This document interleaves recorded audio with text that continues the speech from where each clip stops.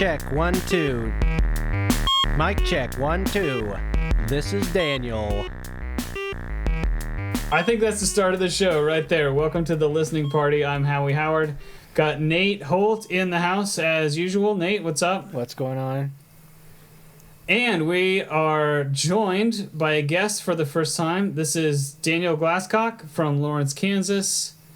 And he's here to talk about his record, Friendship Acid, under the artist name, I'm looking to make sure I get this right, Love Undulates Violently, Consciousness Rises Above Fear. Welcome, Daniel.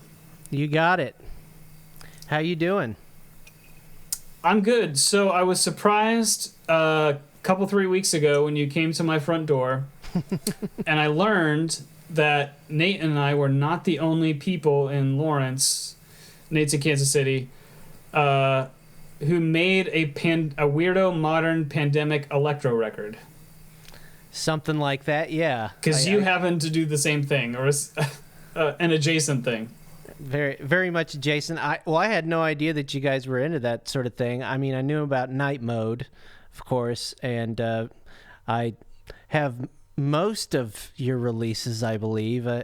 I'm probably missing a few, but definitely got the most recent cassette releases, and I've got your CD of Dirac Spike, but I didn't know that you'd been working with Nate on stuff, and it's great how small the world can be sometimes.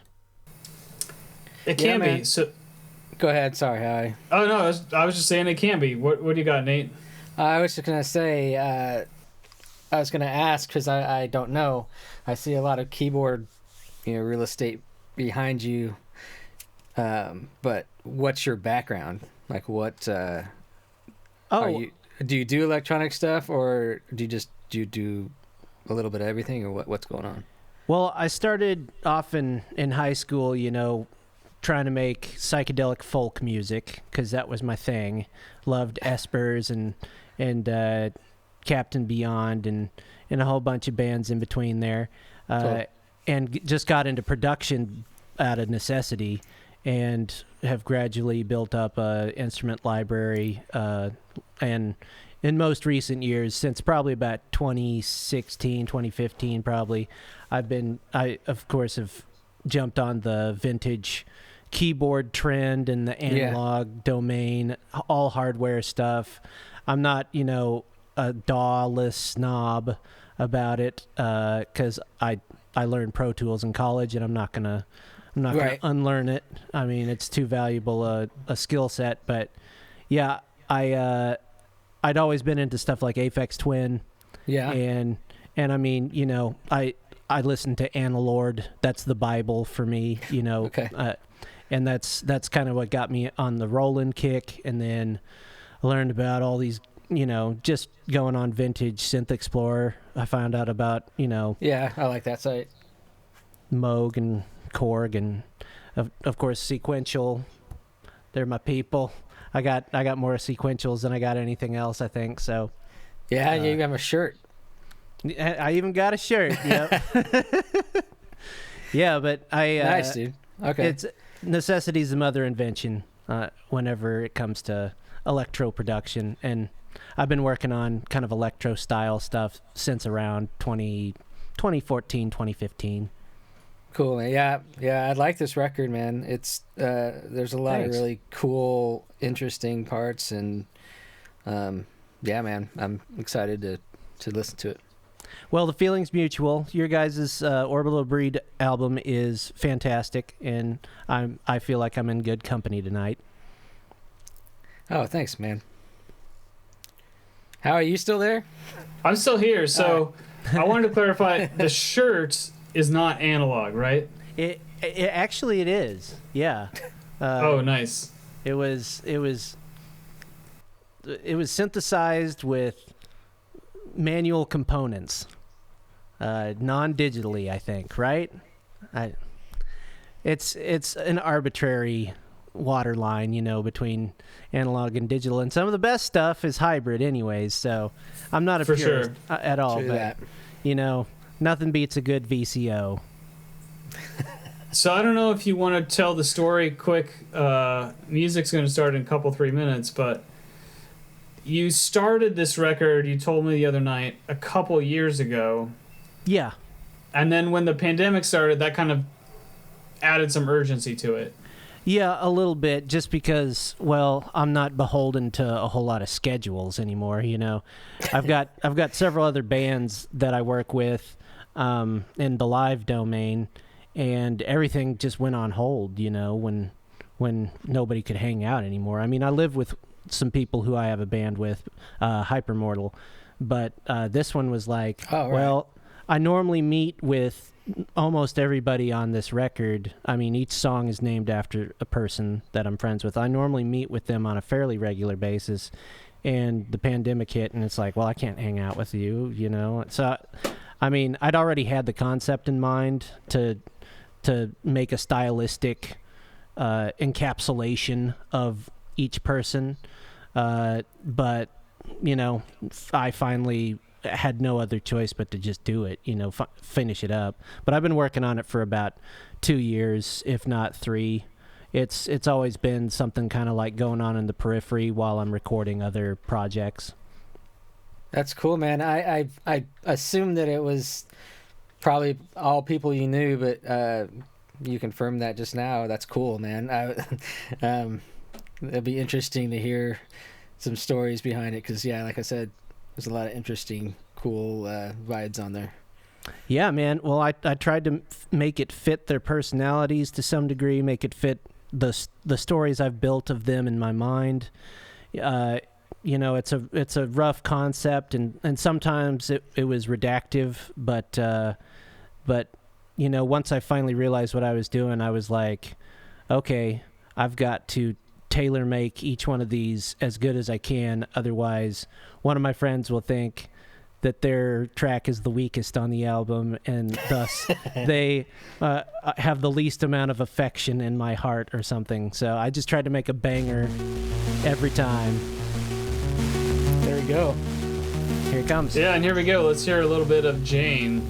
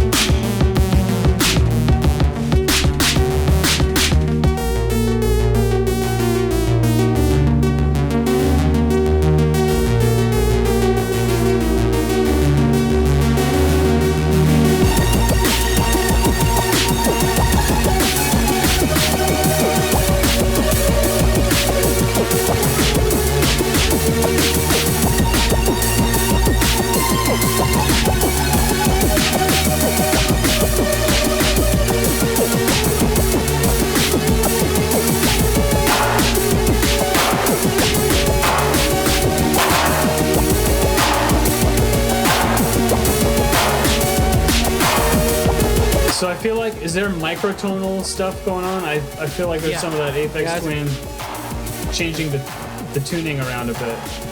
Yeah, this song's mostly comprised of stuff on the Prophet Rev 2 from Dave Smith. This was actually one of the first tracks I ever worked on with it. I love that keyboard. Yeah, it's everything I could ever want out of a keyboard, and it plays such a prominent role on the record. I mean, it's nearly on every track in some way, shape, or form. But this was one of the. I found a patch in a sequence and switched it to Arabic tuning because it has all those microtonal variations on it. And nearly every song has some sort of microtonal, twist to it. Because love the Arabic setting. I love because you can. It sounds good.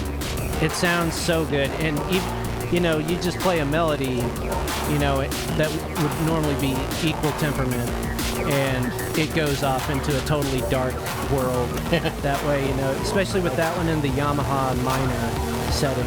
I love both of those for just a little bit of warmth, a little bit of darkness. But yeah, this one's my neighbor Jane, and she and I like to sit out on the porch and talk about her life. She's in her 70s, and so she's been through a lot of tragedies, but she just muscles through, and she's still a very vivacious and exciting person to talk to, despite the trials and tribulations of a long life.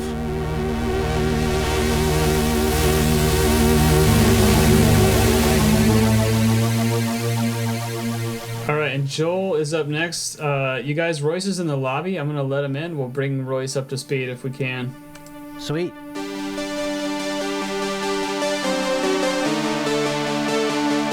Royce, are you there? I am here. Hey, welcome. We are about 12 minutes into recording, so I'm going to try and get you synced up. If you want to put your cursor at the 12-minute mark in Pro Tools of the file, I'll give you a countdown to 12 minutes, and we'll just get you set up there.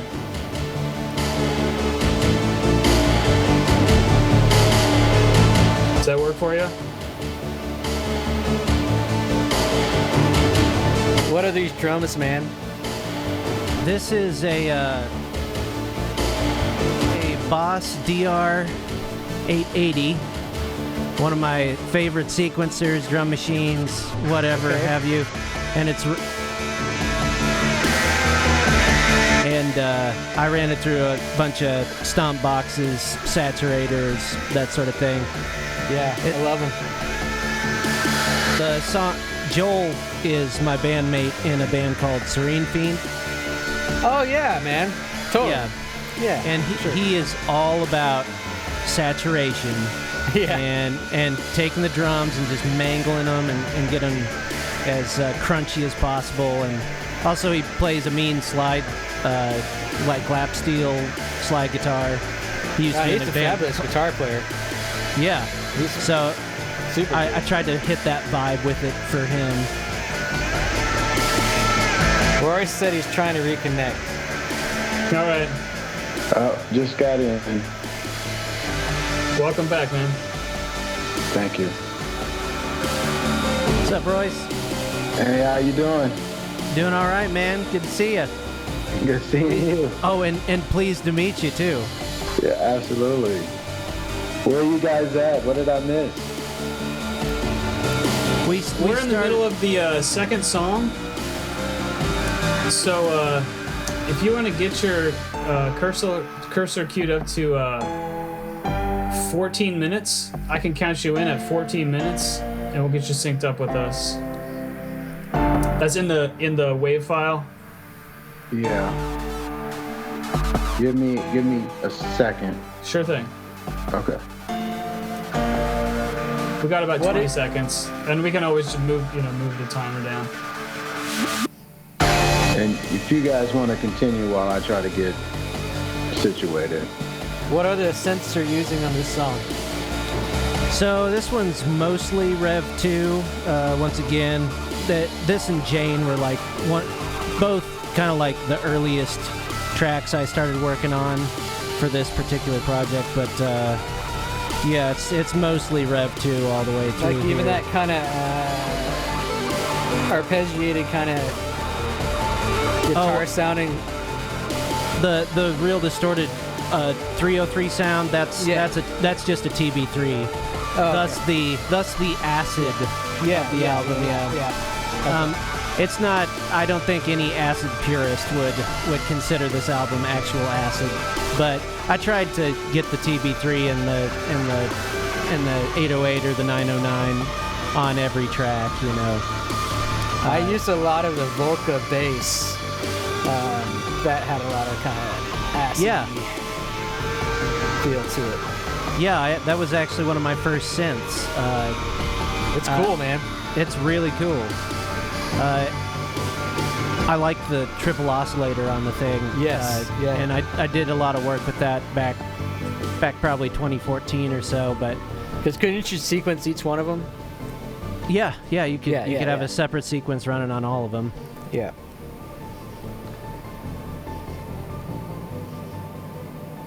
I like that track. We didn't talk too much about it, but I dug it. Thanks, It's got man. an epic kind of feel. Yeah.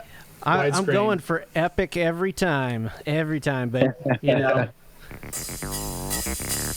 There's some acid. Yep, there you go. yeah, this one's probably the most acid of the acid album.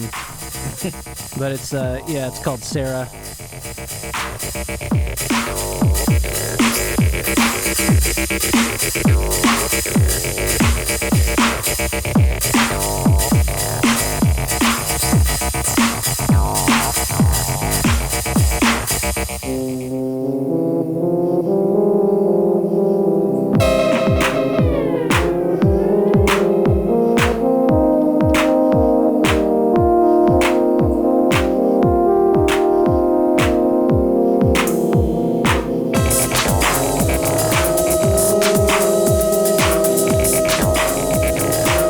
So I don't know if you notice at the start of the track, it's in 7/8, and it moves to 4/4. I was kind of inspired by like Luke Biebert, who likes to mess around with different time signatures with the same acid aesthetic, and they kind of just fight back and forth between the two time signatures, creates a cool polyrhythmic.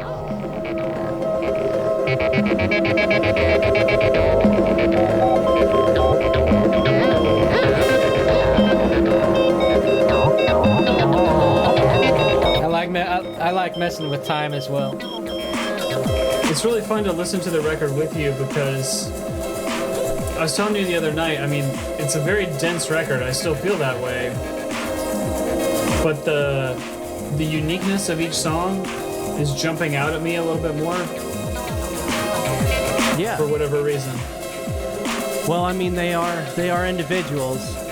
I tried to tailor make it, you know, so each one has its own color, you know, like Yeah, all my and I friends- didn't mean to imply they all sound the same. It's just they all have so much going on. Yeah, They transition. I mean, the sequence of it is very nice. They transition nicely from one to the next one, and so I've kind of heard it mostly as one big block. And I haven't paid attention so much to the breaks. And long story short, I'm enjoying this. cool. Were you saying something, Nate? I was. Let me try to get back there.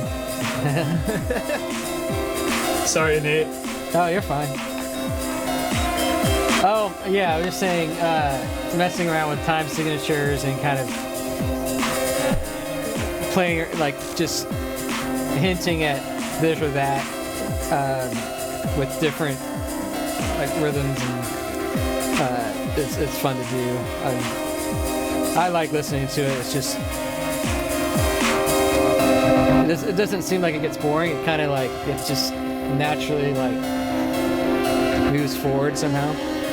Yeah, well, it plays with expectation. That's kind of like one of my tricks, is just to, like, even if it's a simple thing in the sequence, you know, changing the beat, turning the beat around a little bit, like, it definitely makes it more, like, disorienting and not just, like, elevator music. Sure.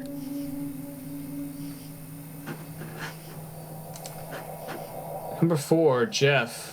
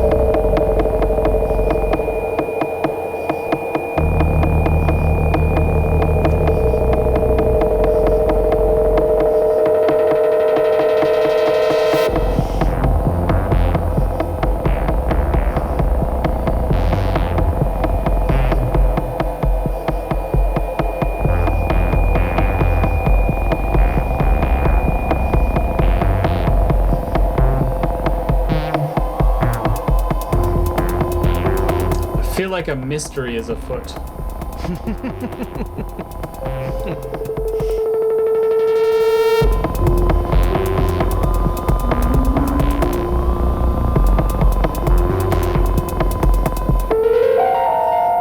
How do your tracks start?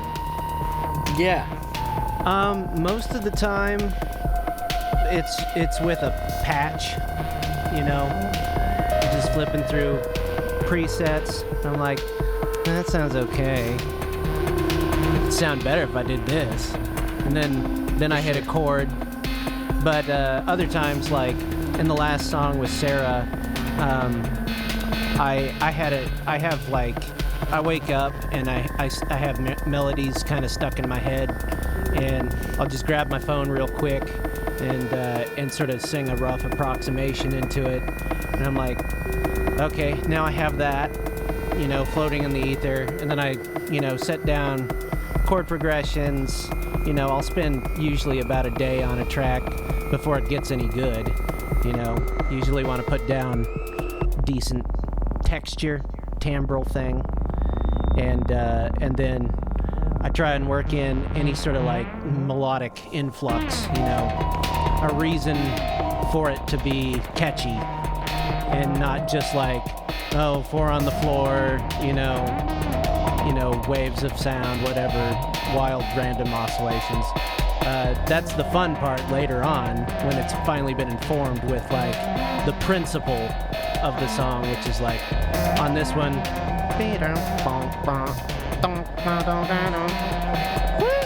Yeah. you know, and that's kind of how it starts, and then it's just a layers game after that, and running all sorts of improvisations over it, taking stuff out, chopping stuff up. Do a lot of editing. Oh, it's mostly editing.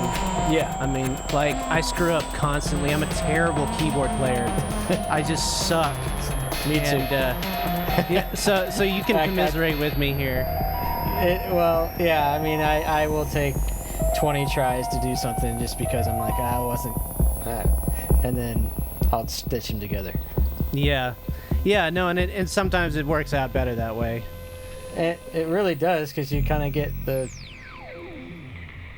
you know, the good stuff. Mm-hmm. The answer is always the good stuff.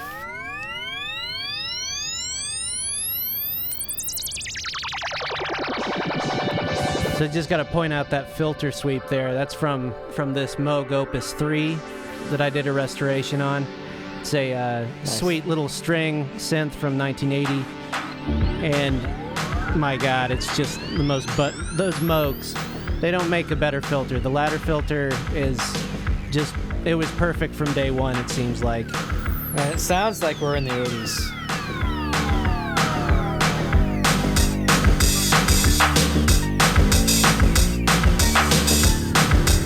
Yeah, the drums have an 80s feel. The snare.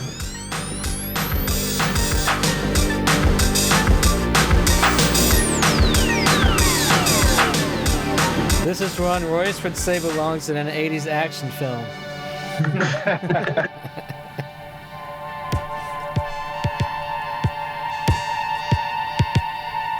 Well, sounds like Royce is just starting the album now.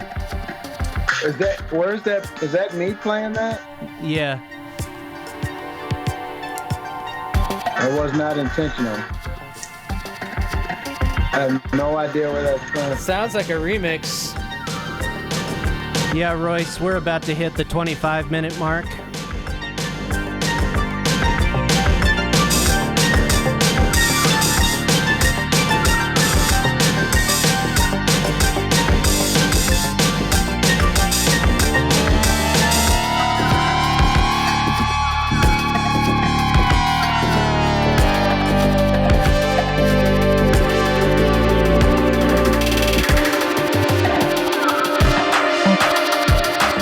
Again, I love those drums, man. Thank you. This, yeah, that little section reminds me of you, Nate, with the little drums swirling around. And No, I mean, I just, yeah, well, I like whatever you're doing there, man. you can talk about it or not, but it's fucking cool. Well, that's that TR8, man. I'll Okay. swear by that drum machine. It's fantastic. I was lucky enough to get it updated to have the 707 sounds on it and the 606. But yeah, I love it. I use it. It's on every track on this album. Good to know. I never like had a chance to try one out, but it sounds really good, man. Yeah, I mean, I'm sure you can do just as well with samples in a DAW and stuff, but I like the hands-on thing. It's also got that scatter function, which you hear the kind of glitching out drums. But I did want to mention that almost all the drums also are running through Howie's Falcon Drive. Oh, sweet, on the drums? Yeah, for almost every snare track, anytime you hear any delay, that's a Falcon Drive straight into a delay from the snare or from the clap or whatever. It's just a damn good drive for making that nice crunchy whisper in the snare. Thanks, man. That's rad. I didn't know that. That's very cool. I It's appreciate definitely an MVP on the album.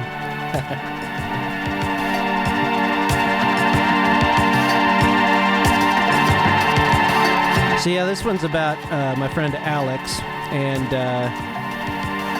she's been going through some rough times, but she's one of the most bubbly, excitable people I've ever met. So I think I try and capture the melancholy and the drive of her spirit in this one. So I'm at like 27 and a half minutes. Is that where you guys are? Yeah, real close. Let's roll with that. At 27.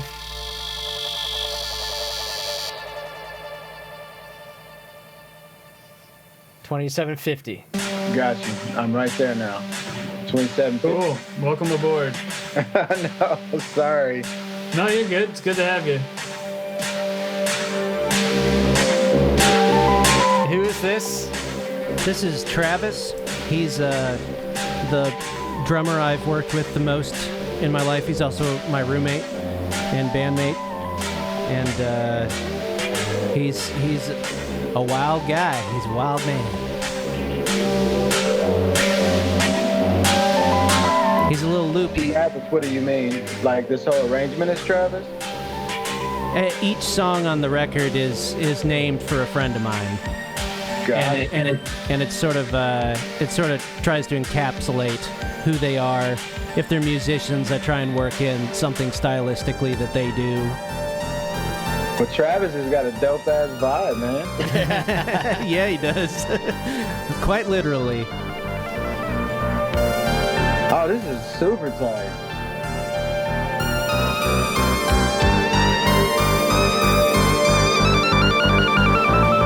Is that a Prophet again? Or the Prophet again? That is a OB6. Okay. Yeah, so if you hear a lead on the album, it's usually an OB6. Okay, cool. And I also use this Touche Expressive E controller. It does about 6 extra parameters that a mod wheel or a pitch wheel doesn't do. Wow. And, I have not seen one of those. They're fantastic. It's like a magnetic plate, and then like you can affect based on the gyroscope a different parameter. Crazy. And it's touch sensitive. Yeah. But if you're wondering like why is it warping and doing that weird awful sounding thing, well that's just me screwing it up with my hand. No, it just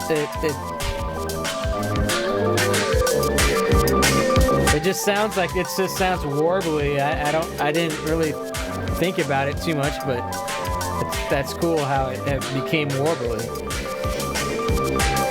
I remember seeing tons of YouTube ads for those a couple years ago. Yeah, I don't think they did too well. I think people thought they were too gimmicky or something. Oh, But I thought they looked cool. I've never played one, but I thought they looked cool. They're fantastic, man. You can use them percussively, whatever. I use it with a Launchpad Pro, so I'm, like right hand just playing the pad and the left hand's sort of expressing with it. And where is this album available? It is available on lovecraft.bandcamp.com. It's also on Spotify, all the streaming sources and stuff. So yeah, just look for this weird looking picture, and that's what you're gonna get.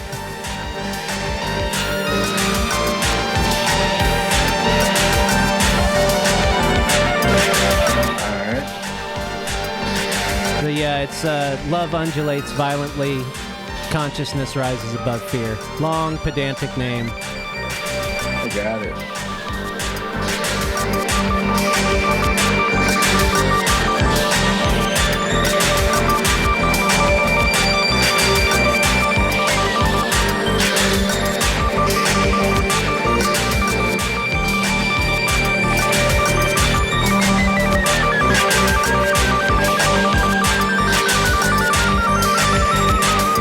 When did you start making this record? Oh, around the end of 2017, mostly 2018, and then got back. It's just been it's kind of like I do a song in between other major releases, and this is sort of a compilation of a lot of stuff I've done over the last 3-4 years. But the real primary recording started around 2018, I think.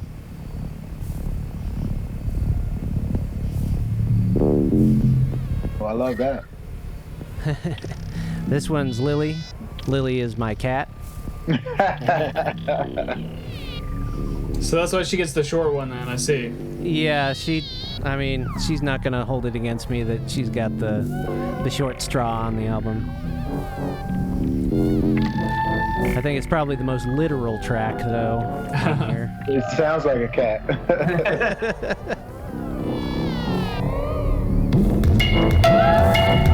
Yeah, that tabla sounding thing, that's the sound of her crunchies hitting the bowl whenever I'm trying to sleep in the morning. Do you have a few different elements panned, or are you doing some sort of auto panning on something? No, there's mostly it's I made sort of a generative patch on some Roland Boutique units, and they're kind of doing the that sort of like flies around and pops open and the filter shuts real quick like a square wave LFO, and then everything else was just sort of like hand designed panning.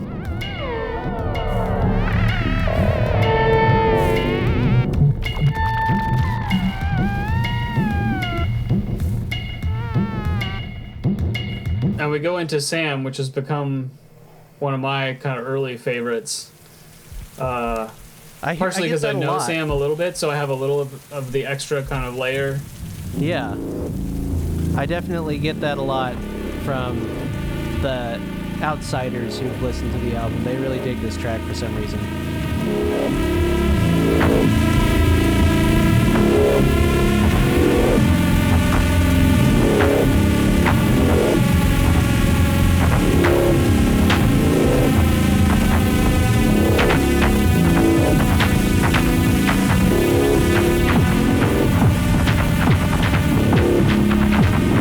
Just as a side note to Nate, I know you were talking about the Moog grandmother during the Orbital Debris release. Yeah. And the percussion on here is all from a grandmother. Oh, very nice. I tried to do sort of a Trent Reznor-ish, generative patch with that one.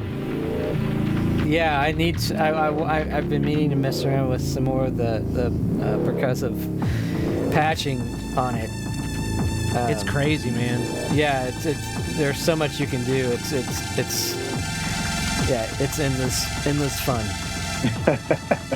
What are you triggering with for that? Is it MIDI notes or? No, that's just the patch. It's okay. It's self-generating, so it's a feedback, and I don't even have the sequencer running.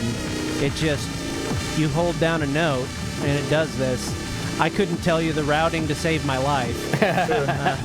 It was just an hour of like, oh, plug this in here, and turn this up, you know. I mean, unless you're who documents everything, it really doesn't matter what the patch is because it's gone. Hell no. I ain't gonna document this. I would probably suck in a professional studio. Like, how'd you do that? I don't know. Should have asked me yesterday.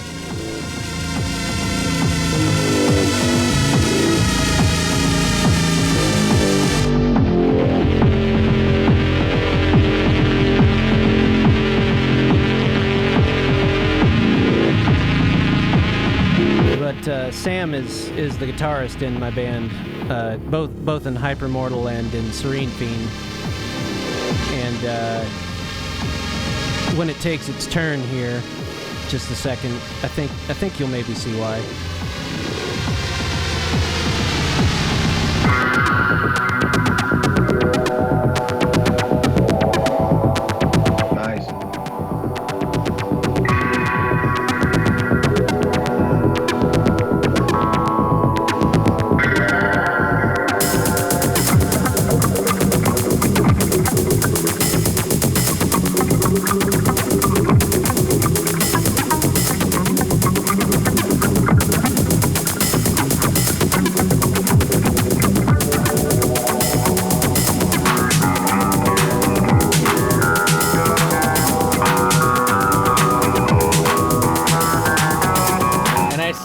As a total compliment because it's something that I try to go for when I make music, which is you can listen to this and listen to details and it's super interesting, but I listen to it on repeat when I'm working, like 3 or 4 times on repeat at work, and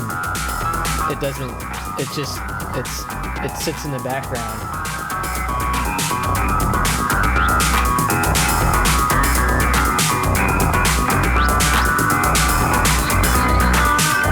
Yeah, I think that's one of the main benefits of instrumental formats is nothing is like immediately arresting to you. It doesn't force you to pay attention, but when you do, you get rewarded for it. Yeah.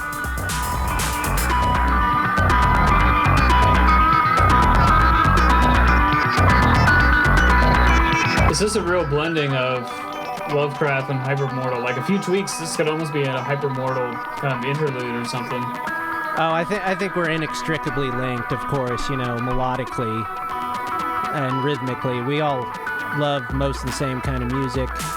This is kind of like an homage to Manuel Gutsching and his record E2 through E4. And I tried to blend it a little bit with Fela Kuti sensibilities, because Sam loves that stuff, and sweet. And I tried to do him justice with the guitar parts. He's a massively better guitarist than I am, but do what I can. That melody is kind of Fela Kuti. Yeah, for sure. This part right here. Yeah.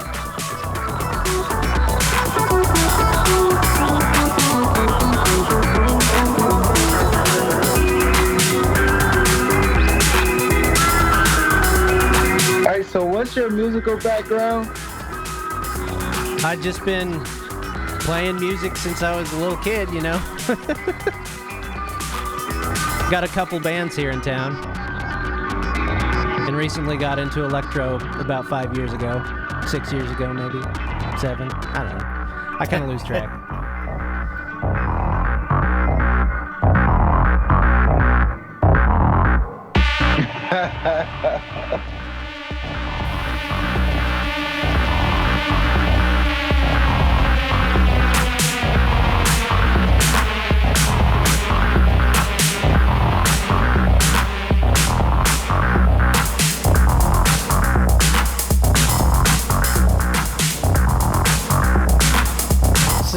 Is this a TR-8 again on drums?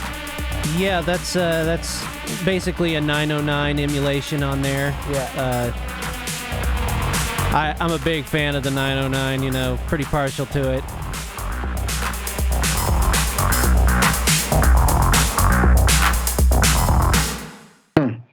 like that. Thank you.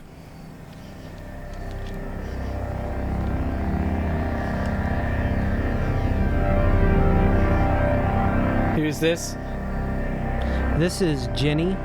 See, I think this one and the next one are probably up in my top tracks of the I already go record. by too. Nice. Yeah, these Not definitely. that the other ones are. The last one is badass too, but for some reason, every time these come on, when they're in rotation, I'm like, okay, yeah, it's. Yeah, these definitely got a lot of soul to them. I tried to put a lot of that in there.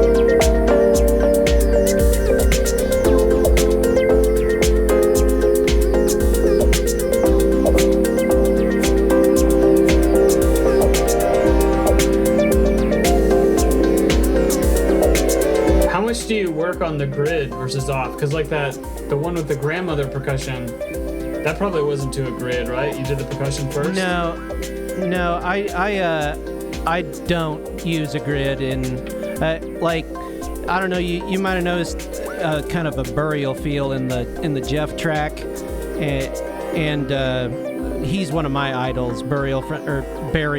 I don't know. The UK garage dubstep kind of guy.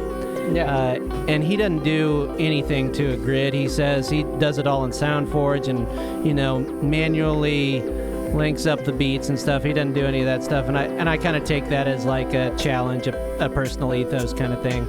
If it sounds right, then I don't need it quantized, And generally you get better swing and weird variations in rhythm whenever it's slightly off, and it's not set to a grid. It sucks mixing because, like, sometimes, it might not fire off the compressor properly. But ultimately, as a compositional tool, I prefer no grid whatsoever. If I need a click track, I'll use that. But I'm not beholden to it, and I'll definitely stretch it out if I can. That's cool. Dude, there's a little bit of a Radiohead in that melody. I think it's Let Down, I'm thinking. Oh, maybe so, man. I love Radiohead. Yeah. And Sarah, I have like a direct homage to Dollars and Cents. Okay. With I'm gonna have to listen to that synth line. Yeah, man. Obviously, one of the main reasons I got a Prophet in the first place was Tom York. So. Yeah. I think you're right, Nate. The guitar where it goes like. Da, da, da, da, da. Yeah, exactly. Yeah, that's Oh, down. yeah.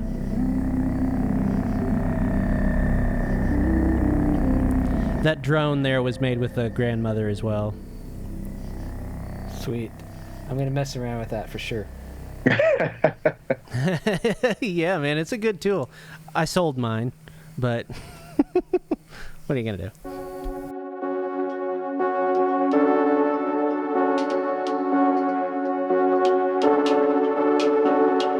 Yeah, this one's Casey, and Casey has been my best friend since we were little kids. We both love Aphex Twin. Okay. And so this is probably the most direct Analord style song that I tried out. I love this song.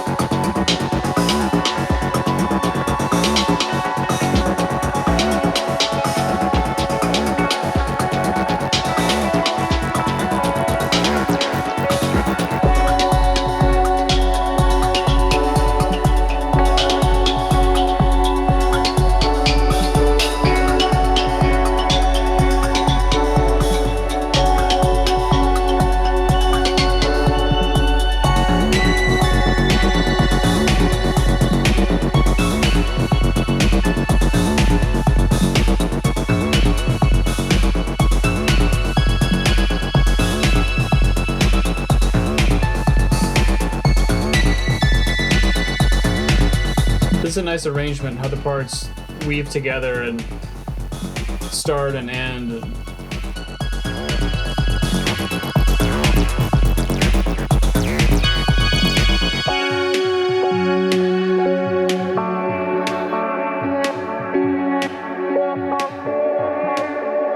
Okay, here comes one of my favorite filter sweeps on the whole record.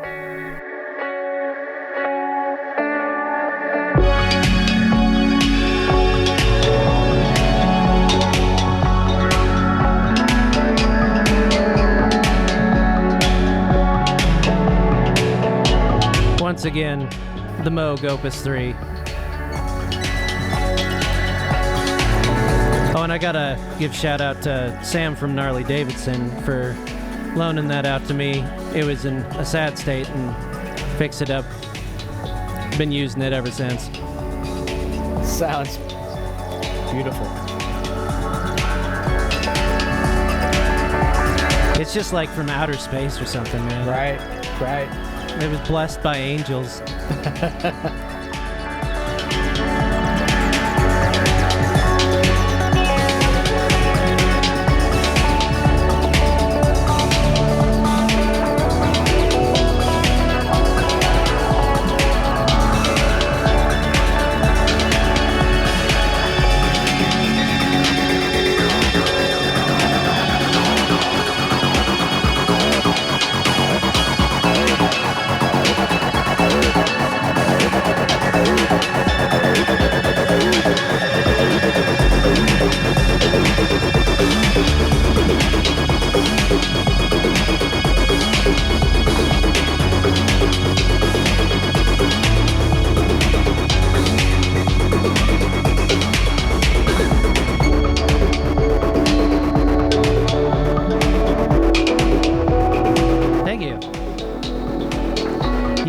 I wanted to point out that with acid music, it's always about, the filter sweep, the distortion, that sort of thing. But I noticed in Prince's music that, he'd always run his drums through flangers and phasers and stuff like that. And, like one of my favorite tracks is Erotic City. And so any chance I got to run, the rim clicks or the snare or something through a flange, it was just immediate Minneapolis sound for me. Just decontextualize it, and it's, weird acid music. I've got my favorite phaser for drums is a Ibanez PM7. Oh, yeah. It's from the Tone Lock series where the buttons would push in, they're gray, and... Yeah. That phaser, analog phaser, killer, and it's got a awesome control where you set the center frequency of the sweep. Uh-huh. So you can put it on a mono, you can put it like on a full kit and move the center frequency up so it's only affecting like the hats and the cymbals and it's not touching the kick or the snare. Yeah, man. Nice. Dude, those old Ibanez boxes are primo. I love the 10 series. I use like their modulated delay, the Session Man, on a lot of stuff because they sound so good. Like, yeah, I love the flanger from the 10 series too, the yellow flanger. Yes.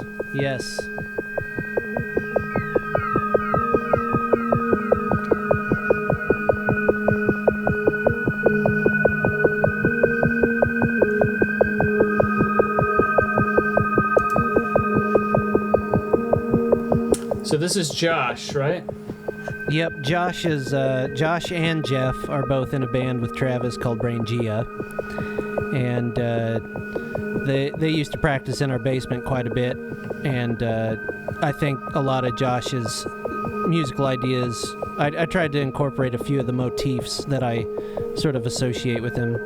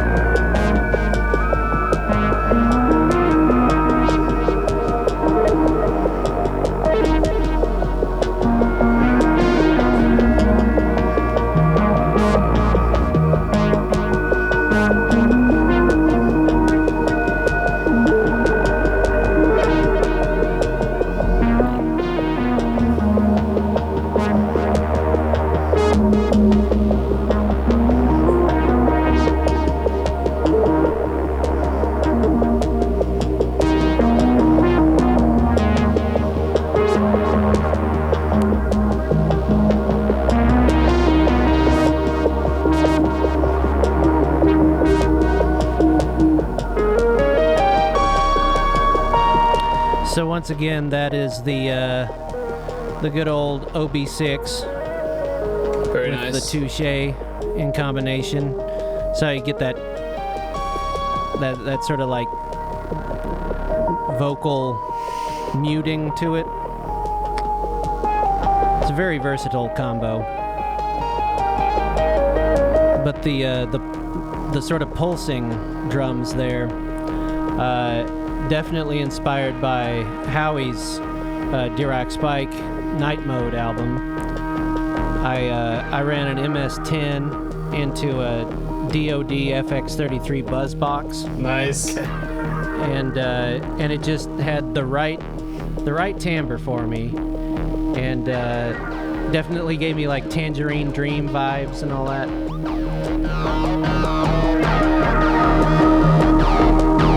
But in addition to sort of emulating Josh's musical ideas, he gave me a painting, and it's this really dark green painting that he did, and I really wanted to capture that with this mood piece. It's definitely the most indulgent of the whole album, but it's like, you know, a trip into darkness. Do you have synesthesia with the green painting? And I'm not gonna make that claim, but I definitely close my eyes and have a coloration of sound, in my mind. It's not a set system or anything, but I definitely get it's how I decide whether or not I like something. If the timbre's right, the beat's there, the mood and tone is just right, then I'm like, I'm on it. That's why I really dug Orbital Debris, because it was just like, oh man, that hits the spot. That's just the right vibration for me. Well, thank you for saying that, man. Yeah, man, I really mean it. It's a fantastic record. do you want to talk about, like, I think I'm hearing something in what you're saying about the importance of intuition and just kind of experience that's unmediated by conscious thought or words or analysis. What role does intuition play for you? The subconscious, it's well, I've always tried to tap into that compositionally with music, because it's like ultimately a feeling, an emotion. It's not you can categorize it in so many different ways, and doing that simultaneous with the emotional aspect is important. But like when I was doing this record, there wasn't the plan, there wasn't the concept of the record until it formed from at least several months of sort of raw tracks. Like it came from just listening as hard as I could to what I was doing, sitting there, spending the time, and maybe, being a little off my face, to be, in touch, in tune with the vibrations, man. Like, it's good to be in that, you really just have to be in, like, a magical mindset where you're forcing out, the distractions of the world, all the stresses that you got, and it is an intuitive thing, because all the improvisations are definitely an emotional outpouring. It's like I'm not a fantastic keyboardist. I'm not even a very good keyboardist, but I knew where I wanted to travel. I knew where my soul wanted to go with these songs, almost from like the minute I sat down and heard the first patch, like I was alluding to earlier. Like like that, the SY77 on this track, that really deep rumbling horn, it's like, it's calling out from the pits of Hades, as you're going across the river Styx, and it's like, okay, I gotta track down Charon, and give him my coin here. You can free associate however you want with the thing. But ultimately, it just comes down to how you feel about it when you're playing it.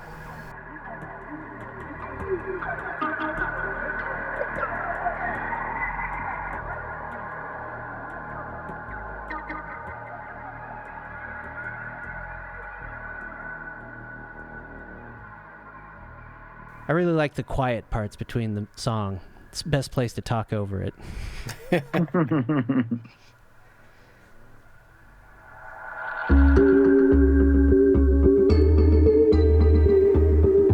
Yeah, actually,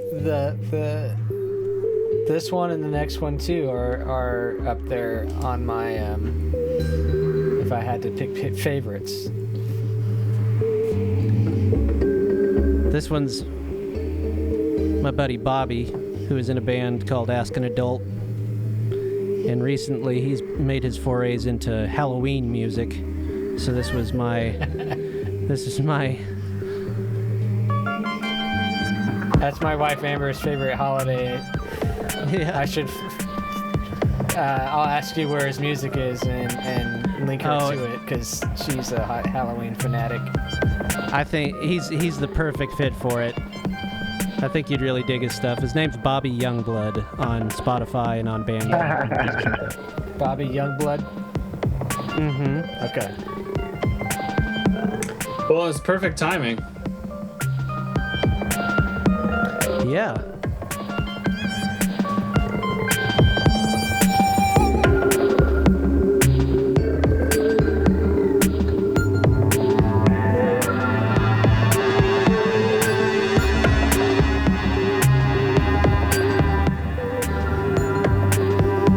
It has a little funk to it, I think. I can't leave the funk out, man. Gotta have that funk. You gotta have it. Everything. Even the slow songs.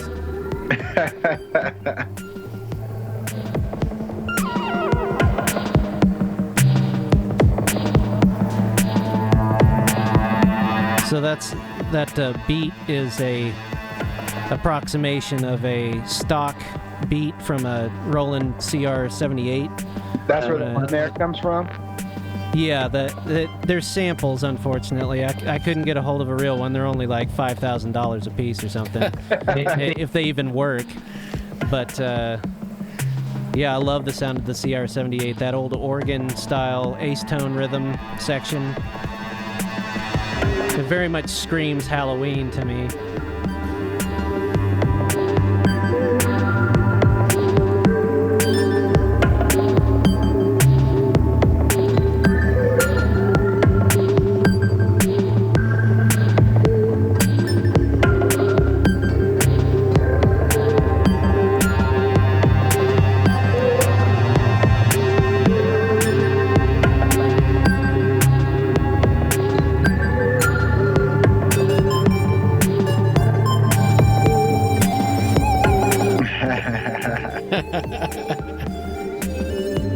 Prince just showed up.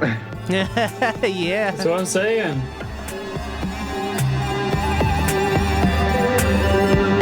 Love me some Oberheim.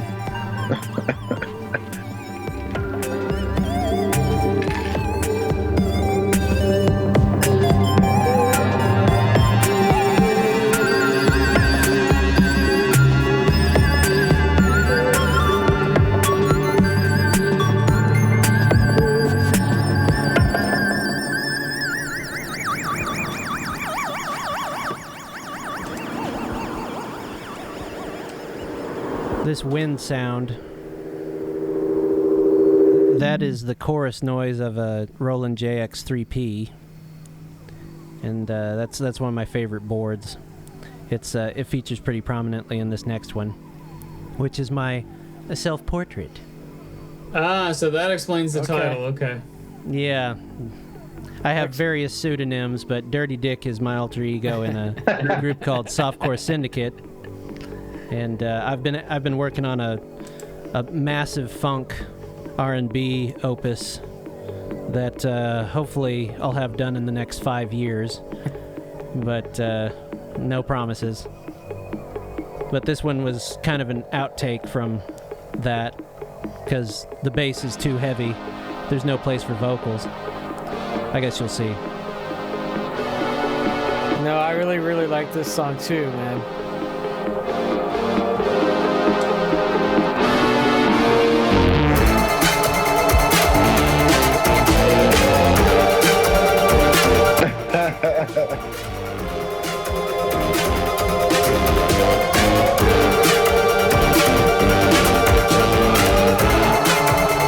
Were you a Cameo fan?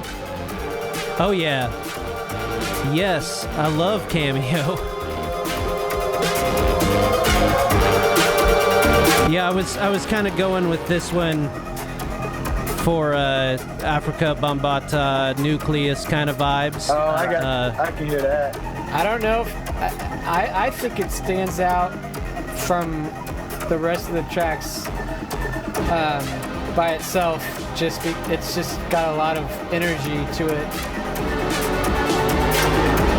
and it seems just like a kind of an appendage, a good appendage. Yeah. Wow.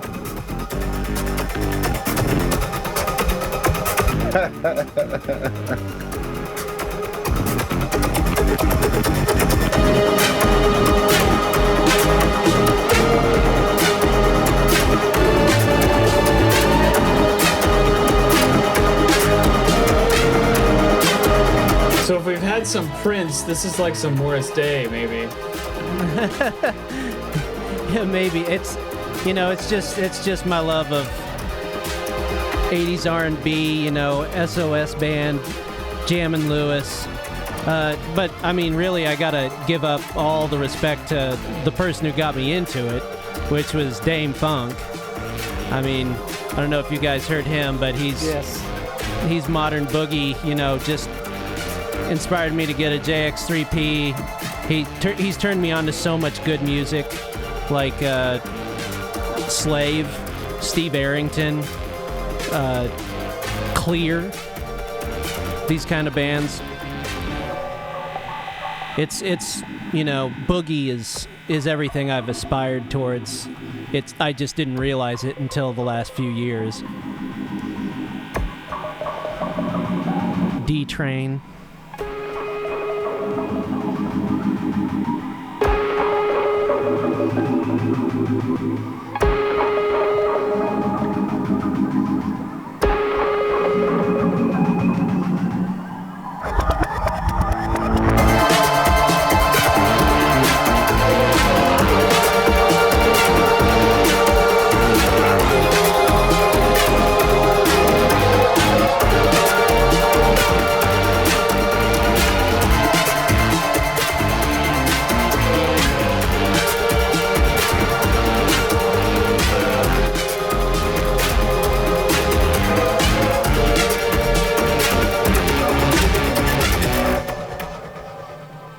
And now the sound of a dying JX3P.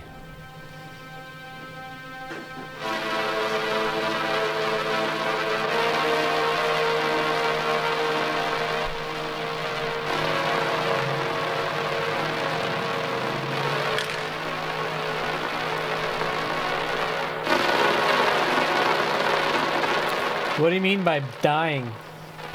I mean, it's literally dying. Like, the sound is going out on that board. It's in the shop right now. Oh. But it just started crapping out at the end of the take, and I was like, well, It sounds there's badass. the end. I Didn't would have have to do never much known processing. I thought it was some cool effects you were doing. No, that's just a weird fluke in that particular board.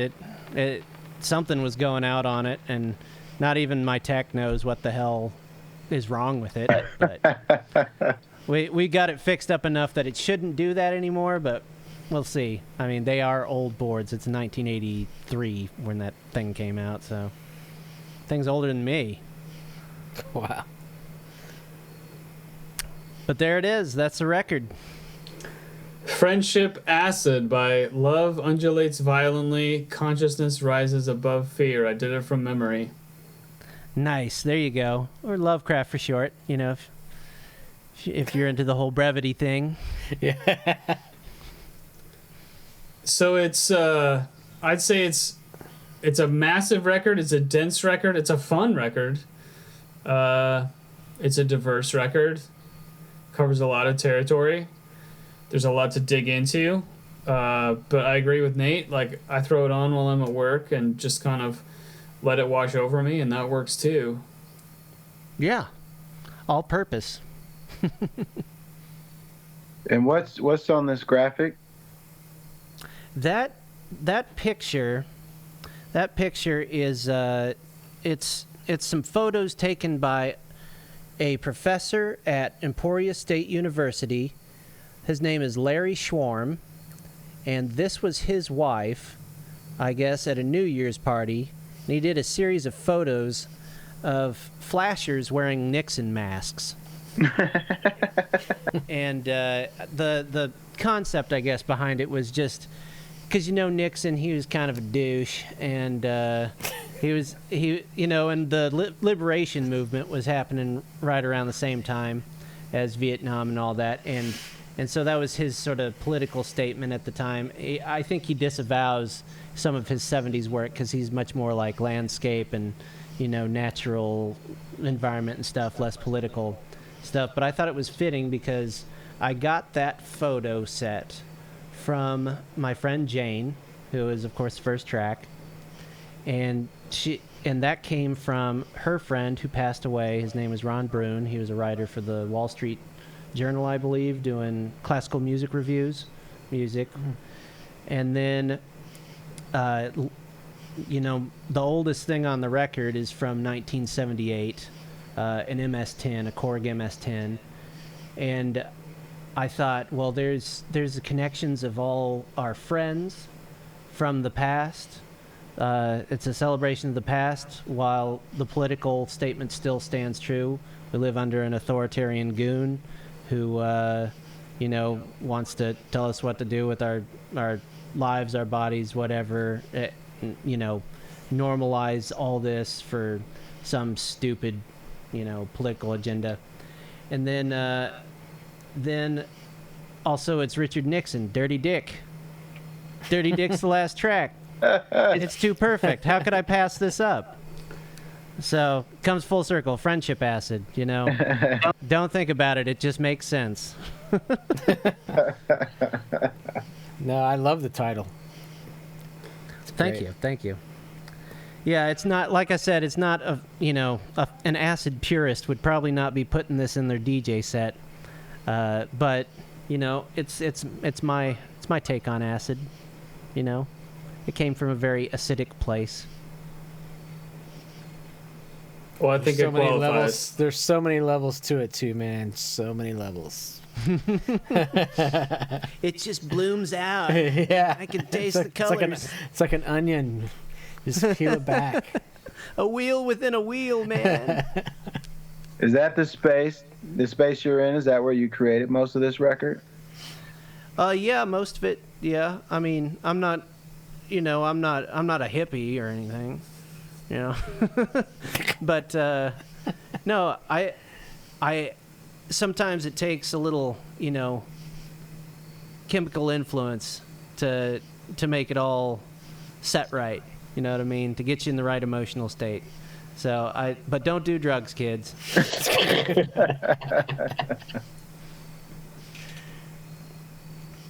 But I'm glad you guys, you dig it, I dig all your guys' music. I'm just thankful to be amongst like minds, Well, I like this, how we were sitting down and just talking about records and that, and so far this has been a really cool hangout. Yeah. Yeah. Yeah, for sure. Yeah, Royce, I was listening to some of your music before we started up. That track, Move Your Body. Oh, yeah. That is some good shit, man. I really dig that. I appreciate that. I appreciate that. I did that with Dan Maddock a few years ago. Like, I don't know, 2016 or something like that. 2017 maybe. Mm-hmm. And I just like I make stuff and then I try not to think about it. Oh yeah, yeah. Well, it's done. Why do you ever need to acknowledge it exists again? You know? Yeah, that's there's always a honeymoon period to making your music, because you spend hours, days working on a track, and then it's done. Well, I'm sick of that now. Let's get on to something else here, Now that it's like the best it's probably ever gonna be, or at least at this point, I'm tired of listening to it. Yeah, yeah. Well, because it's never actually done. Yeah, because and that's you just give up on it and finish it. Yeah, You abandon it and move on to the next one. Yeah, exactly. That's definitely how it felt on some of those tracks. But I don't know.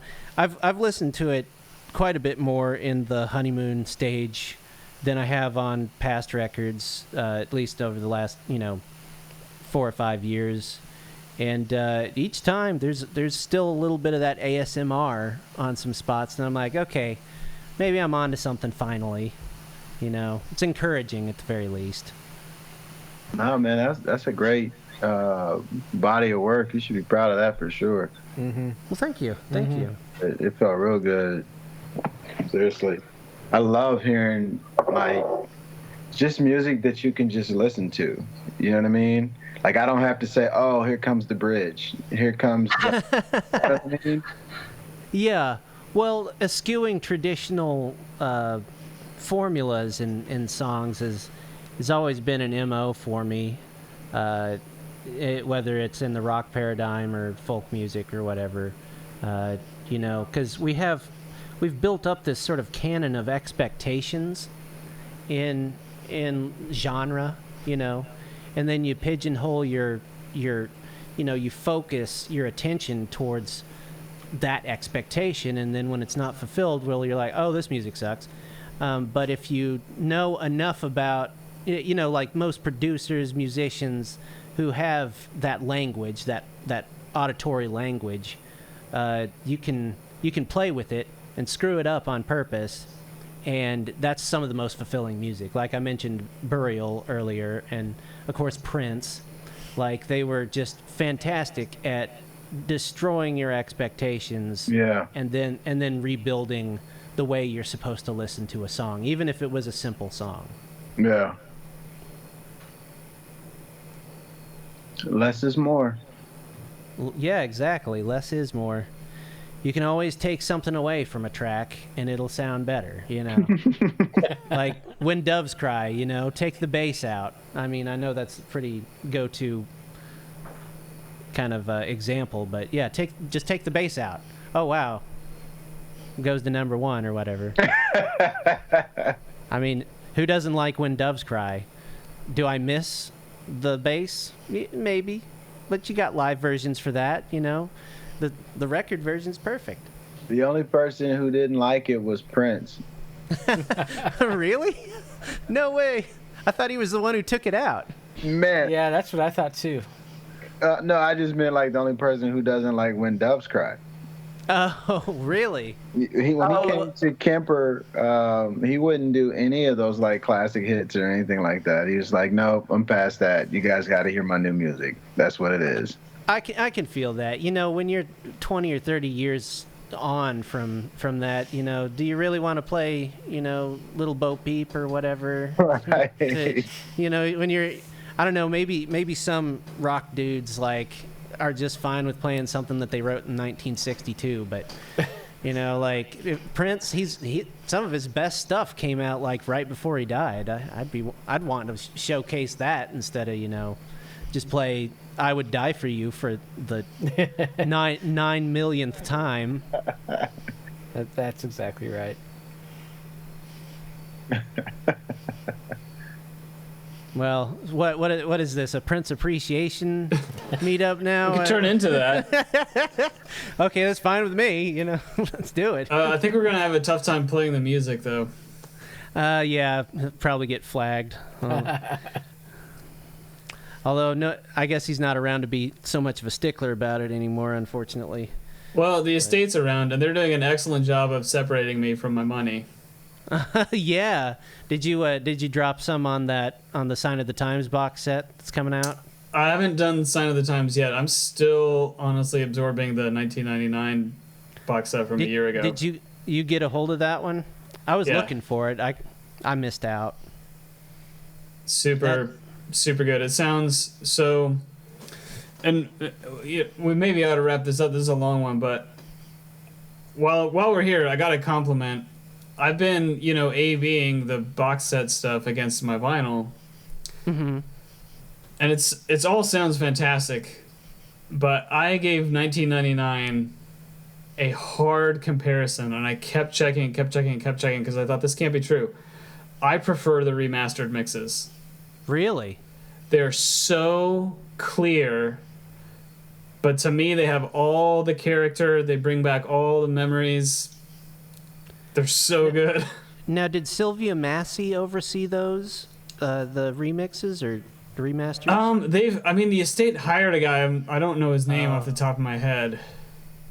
But I don't know. I mean, she may have mastered them. I don't know that he does. I don't know that he literally does every step of the process. Okay.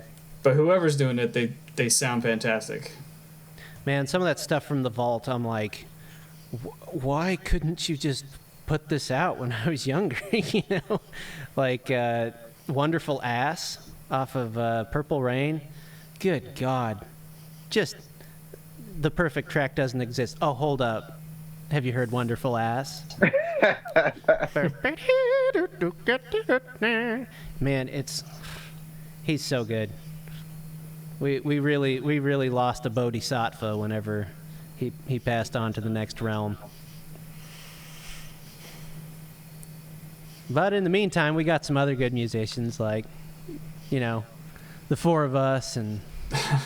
Oh, that's blasphemous. Don't put me on that level. Don't even think about it. I'll see you guys later on. Yeah. We got to end this. Oh, on that you're note, losing it, Daniel. On that note, parting I was trying thoughts to find on out who remastered 1999, but I cannot find it. Oh, you searching for it now? Yeah, but I'll find it for you. okay. Last call for thoughts on Friendship Acid. Going once. Okay, well. All right. Great job of talking us through your record, though, man. Like, Yeah, that was super interesting, man, and it was really good meeting you, and I really enjoyed it. It's super fun, and I appreciate the time. well, thanks for the feedback, guys. I love hanging out with you guys, and obviously respect you from a artistic standpoint. You keep doing what you're doing. Your stuff is rubbing off on me. Hopefully, I'll rub off on you a little bit aesthetically. Distanced, distance rubbing off. It's just nice to see, four non-masked faces for once in my life. Yeah. True that. In a safe environment, at least. True that. no doubt. That's true. So thanks, Daniel. Thanks to everybody who's listened to the listening party. Thanks for joining us. We will be back. And stay safe until then. Later, everybody. Take care, y'all.